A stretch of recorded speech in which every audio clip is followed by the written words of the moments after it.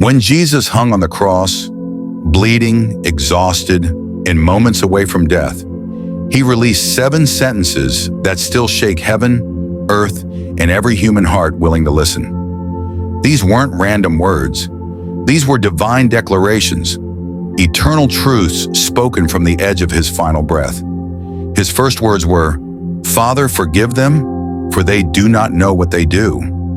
In the middle of nails, mockery, and pain that was beyond human endurance, Jesus didn't curse, didn't defend himself, didn't call angels. He forgave. This wasn't weakness. This was power. The power to forgive what seems unforgivable. The power to break the cycle of hurt. The power to show the world that God's love is stronger than humanity's cruelty. If Jesus forgave in his deepest suffering, then forgiveness is not a feeling. It's a choice that frees your own heart.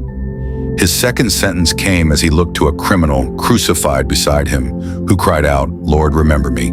Jesus answered, "Today you will be with me in paradise." Even while dying, he was still saving, still redeeming, still opening the door for anyone, no matter how broken, no matter how late, to come home. This tells us salvation is not about perfection. It's about turning your heart toward Jesus.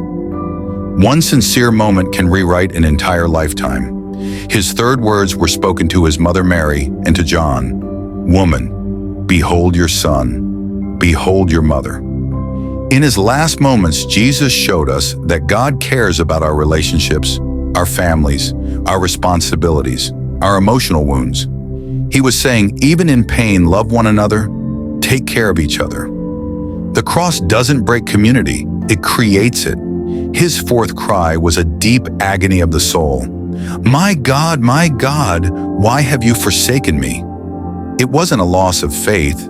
It was prophecy being fulfilled, and the weight of the world's sin crushing him. In that moment, Jesus felt the separation we deserved.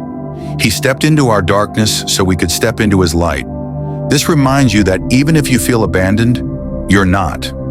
Jesus felt distance so you could have eternal closeness with God. His fifth words were simple: "I thirst." The creator of water, the one who once stood by a well and offered living water, now thirsted. This wasn't weakness, it was identification. He became fully human. He felt what you feel, pain, exhaustion, emptiness, so he could understand every part of your struggle.